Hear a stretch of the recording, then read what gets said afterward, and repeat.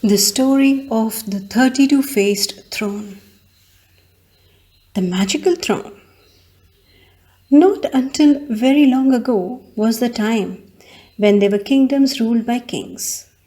The king's duty was to protect the kingdom and take care of the people who lived in the kingdom.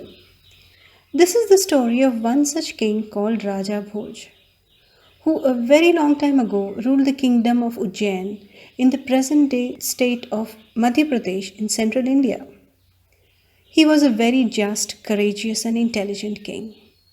He was loved by the people and he loved his people too. He always put in efforts to ensure that he fulfilled his duty as a king towards the kingdom and its people. He also tried to be a good human being. But however good one tries to be, sometimes there is a chance of making mistakes. So, this is what happened when one day in the king's court came six persons. There were two parties who had a quarrel and wanted Raja Bhoj to grant justice. On one side was an old couple of a husband and a wife, and on the other side were four other persons. The husband was a teacher, a Brahmin, a person who's engaged in gathering and spreading knowledge and pursuing spiritual practices to realize Brahma or the supreme entity. His wife was also a Brahmini and was standing beside her husband. Both of them were very simply dressed and did not seem to be wealthy at all. On the other side were the four other persons, who were all standing together, two of whom were richly dressed and seemed to be wealthy businessmen. While one was a young man who seemed smart and clever, the other was an old person, a little fat, and seemed to have much worldly experience. The third person was a middle aged man and had a turban and clothes which looked like he was the head of a village. The fourth, dressed simply in a yellow dhoti and shawl, with the sandalwood marks on the forehead and a sacred thread or the upnayan across his shoulder. He dressed like a Brahmin and seemed to be a pujari or a priest in a temple. Since ancient times, the upnayan had been used in India to identify one who has started on the path to find true knowledge, so that he is not disturbed from the path. All the six persons bowed to Raja Bhoj with respect. When given the permission to talk with a wave of his hand, the teacher spoke first. He said, O Raja Bhoj, I pray, please grant me justice. I am a teacher who was teaching a prince, the son of the neighboring kingdom. After years of my service, the kind king gifted me four precious gems. I have now returned to my home in your kingdom. I needed some money and hence gave the precious gems to the merchant. the teacher pointed to the third person, who was a young, richly dressed man. The merchant asked me to return after 3 days so that he could find the worth of the gems and give me the money in return. However, when I went to him after 3 days, he mentioned that he had already given back the gems to my wife. On finding that the gems were worthless, O king, please give me justice. This merchant is lying. He is lying, O king. The Brahmini, the wife of the teacher, interrupted, crying, "O king, the merchant is lying from top to bottom. He has never ever given the gems to me. Did not even go to him. He has stolen the gems. He has robbed us poor, honest old people of our lifetime savings. We have no one to take care of us. O king, please give justice. We have come here with very high hopes. We have heard that you are a very just king and will ensure that the innocents are never harmed. Please help us, O king." Raja Bhoj looked at the young merchant and signaled him to speak. The merchant said in a very civilized manner, O king, I am a respected merchant. Why should I cheat this old poor couple? The wife of the teacher had come to my place the next day asking for the worth of the gems. I explained to her that I have shown the gems to various jewelers and all of them examined them well and told me that they were all worthless and could simply be thrown. So when the lady came to me, I returned the gems to her, wishing her good luck to find another buyer. I did not want to hurt her.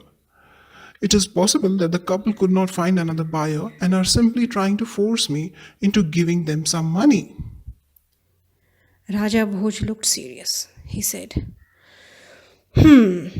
From both parties, it is clear that indeed the gems were given to the teacher and the teacher gave the gems to the young merchant. Then looking towards a young merchant, he said, Do you have any witness who could vouch that you returned the gems to the lady?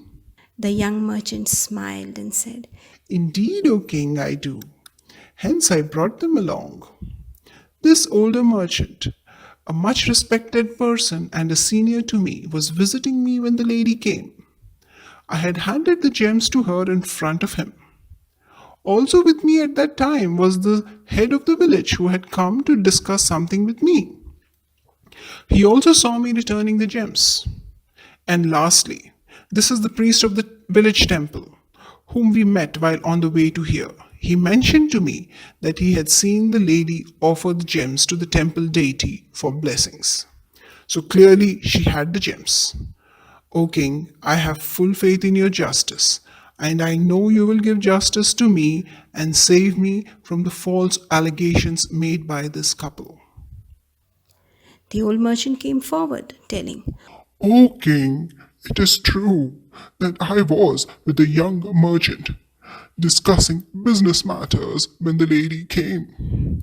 And the young merchant handed over the gems to the lady in a very kind way. I have seen it all. It is not good to malign a respectable person's reputation with such false allegations. the village head came forward, telling, O king, I know these two businessmen. They are respected and reputed in our village. They have been living in our village for many generations. This couple has very recently returned to our village after many years. I was at the merchant's house to try to get some donations for the upcoming village function. It was then that the lady came, and indeed the merchant was very kind to hand over the gems back to her. I have seen it with my own eyes. The Brahmini meanwhile started sobbing, and the teacher was trying to console her, and he was beginning to cry. The temple priest came forward, telling, O king, I have been the temple village priest for many generations. I can vouch that I saw the lady offer prayers and place the gems at the feet of the temple deity. Raja Bhoj turned to the Brahmini, who had by then started sobbing continuously. She said, O king, it is true that I had been to the temple and offered the prayers and placed the gems at the feet of the deity, but that was before my husband had handed the gems to the merchant. I wanted to get the blessings of the Lord before we sold the gems. I did not go to the merchant to get back the gems, O king. The merchant has stolen the gems and brought these false witnesses. O king, please give us justice. Now, not only are we losing our life savings, but also a reputation that we built all through our life. Please, O king, please be just. Raja Bhoj took a deep breath, thought a while, and said to his ministers, What do you think, O my ministers? one by one, all the ministers said that they saw no reason why respected persons of the village would lie and tarnish the reputation and also commit a sin by denying the old couple of their rights. The teacher couple, on the other hand, was new to the village and their background was not known. So it is very likely that the couple together or the wife is lying. Raja Bhoj thought deeply. He did not seem convinced, but all facts stated before him seemed logical.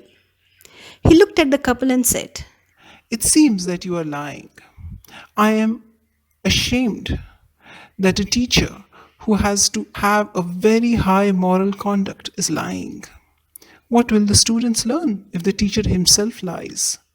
What kind of example will you be setting before the society who reveres teacher? The case is clear that the young merchant is indeed given back the gems to your wife. The wife started crying. She knelt on the floor with folded hands, beseeched the king to see through the tricks they are playing. The teacher was also sobbing and tried to console his wife. He said, Dear wife, please get up and stop crying. This King Raja Bhoj is not at all just and intelligent as we had heard. He is unable to see through the tricks of wicked people. How will he be ever able to bring peace and justice to his kingdom? People here only praise him and do not point his mistakes, so he can never correct himself. Let us go away from here.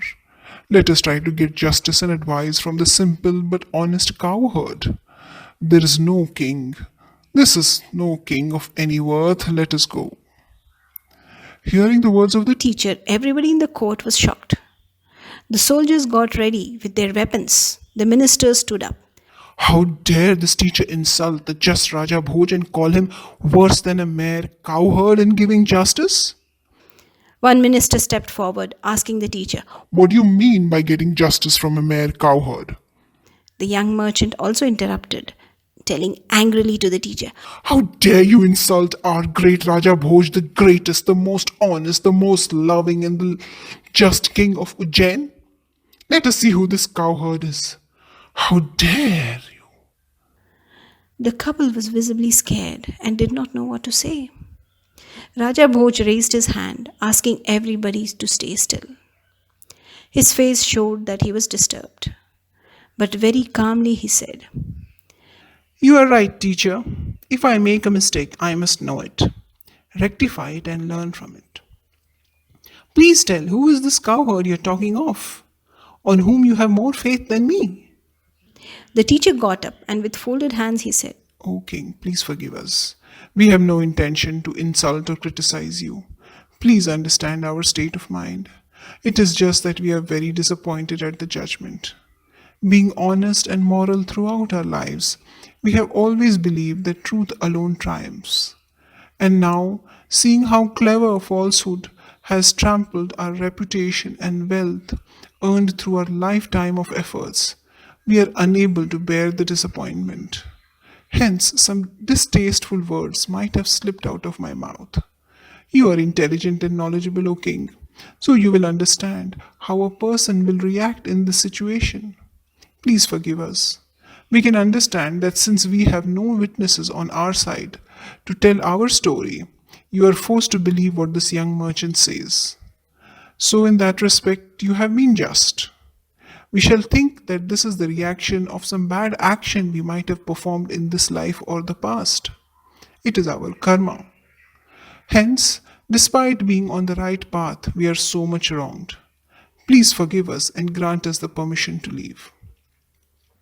Raja Bhoj and the ministers could see the sincerity in the words of the teacher but felt helpless. The Prime Minister got up and said, Teacher, let us all go to the cowherd you're talking about. We cannot allow the supremacy of the king's judgment to be challenged. This will lead to indiscipline and unrest in the kingdom. The law of the land has to be respected. The king of the kingdom has to be respected and trusted. Let us all go to the cowherd and see what happens. Unwittingly, the 6 complainants and the Prime Minister left the court along with a few soldiers. The teacher led them all to a village, not too far away from the capital. As they reached the edge of the village, they were all led to a mound of mud. It was like a little hill. On top of it sat a very young cowherd, dressed in simple and dusty clothes. He had a black woolen blanket on his left shoulder and a stick in the right. He sat cross-legged on top of the mound. Although he was dressed as a mere cowherd, his face seemed to reflect wisdom. There were many people at the bottom of the mound asking various kinds of questions to the cowherd, who was replying to all of them in a calm, wise, and majestic manner. His language seemed very refined as well. Almost as soon as they arrived, the cowherd looked at the teacher and asked politely what brought them here. The teacher narrated the whole story and introduced his wife, the merchants, the village head, and the priest. The Prime Minister, who had travelled dressed as an ordinary person, was watching all that was going on. The cowherd asked the 2 merchants, the village head, and the priest to stand away from earshot. Then, in front of all, the rest of the audience, he softly asked the couple to describe the gems. There were four gems, all of them very sparkling diamonds. One of the diamond has a light pink shade and the other light yellow. The remaining two were clear. They were all about the size of a coin and seemed very precious. Said the teacher. The cowherd then called the young merchant and asked him to describe the gems.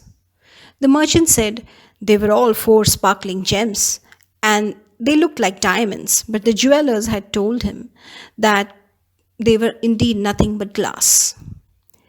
They were about the size of a coin and had been cut and polished well, but were indeed fake diamonds made of glass. The cowherd then asked the merchant to describe the color. The young merchant described them as two of them being clear, one having a light shade of purple and another a light shade of brown. The cowherd asked them to remain silent and called the priest to be questioned. He asked the priest to describe the gems. The priest said that he could not see the gems very clearly and for long enough because it was quite dark in the temple. But there were four of them, and all of them were sparkling diamonds. Since he did not get much time to see the diamonds in sunlight, he was not sure of their colors and shades. The cowherd then asked for the older merchant and asked to describe the gems. The old merchant said, Sir, I am not very sure, but the young merchant gave them in a small bag to the lady. The cowherd asked, Then how can you say that the young merchant gave the gems back when you have not seen them? Are you lying? The older merchant hurriedly replied, No, sir. Why should I lie? I did glance at the gems before the young merchant took them out and put them in a small bag. The gems looked like red rubies. They were perhaps the size of peas. This size. But, sir, since I could not see properly, I cannot describe them well. But I most certainly saw the young man putting them in a small bag to hand it over to the lady. And the young merchant told me that those stones looked like gems, but they were nothing but colored glass. The cowherd finally called the village head and asked him to describe the gems. The village head seemed to be taken aback. After repeating the question, he looked at the young merchant. But the cowherd firmly and loudly said to the village head that he must give the answer without looking at anybody else. The village head fumbled. Sir, those gems were blue emeralds. They were about the size of peanuts. The cowherd then looked at all and said, I think it is clear to all of you now as to who is lying. The teacher indeed gave 4 diamonds to the young merchant. The priest indeed saw the gems, but the other 2 did not. However, the priest did not clarify when he said that the gems was seen. So, the truth could not be found out. He is intelligent enough and perhaps knew the truth, but decided to play along with the merchant's story. The young merchant is cheating the old couple, and the others are his accomplices. Saying so, the cowherd walked down the mound. As soon as he climbed down, there was a marked change in his gait and look. The Prime Minister, who was watching all this, immediately asked the soldier to arrest the 4 guilty persons and went with high regard and respectful namaskar to the cowherd. The cowherd was taken aback, saying, Sir, why are you bowing before me? I am just a cowherd, and you seem to be a very highly knowledgeable person. The Prime Minister said, Sir, how did you realize that the merchant was lying and they needed to be questioned? Your intelligence is really worth respect and regard. The cowherd said with much humility and embarrassment, Sir, please don't address me so respectfully. I am an illiterate and ignorant cowherd. But whenever I sit on that mound, I feel very calm and wise. I myself do not know when and what I speak and how I think. I think there may be a temple there. Saying so, the cowherd ran away to search for his grazing cows. The Prime Minister, the couple, and the arrested culprits were all brought to the court of Raja Bhoj. When Raja Bhoj came to know of all the happenings, he asked the young merchant to compensate the couple. Further, he punished the 2 merchants and the village head with 6 months of jail, when they would have to serve old and sick people as well as study scriptures. The priest was also punished for not using his wisdom and discretion, despite perhaps knowing the truth. He was tasked with 6 months of serving old people and making 50 illiterate villagers to learn how to read and write. Simple things. Raja Bhoj then turned to his prime minister and said, I feel ashamed that I could not judge the case properly. We must find out the mystery behind the dust mound. Please take the suitable royal staff to find out what lies beneath the mound. The mound was dug, and below the mound was discovered a huge, beautiful, and imposing throne. It was massive, and one could not take one's eyes off it. Local villagers said that it is perhaps the throne of the legendary, just, wise, courageous, and intelligent Emperor Vikramaditya. The throne was brought to the court. There were many precious gems and intricate carvings on the now clean and sparkly golden throne. Raja Bhoj was very excited to see the amazing throne. He noticed that around the beautifully carved throne were 32 statues of beautiful women. While he wondered about the significance of the statues, he decided to sit and try out the magical throne. As he proceeded to sit on the throne, as if magically, all the 32 statues started laughing, as if taunting Raja Bhoj. Everyone present was taken aback. The throne had caused too many insults to their great king Raja Bhoj. Raja Bhoj courageously asked, Oh, beautiful statues of this magical throne, why do you laugh? What is the mystery of this throne? All the statues simultaneously spoke in a beautiful and echoing voice, as if the voice came from far off land and had a magical sound to it. Raja Bhoj, please accept our salutations. But this majestic throne that you protect belongs to the legendary King Vikramaditya, and only one who is capable, victorious, wise, and generous as him can sit on the throne. Raja Bhoj was very intrigued by all the magical happenings and asked, Please tell, how can one become great like the king Vikramaditya?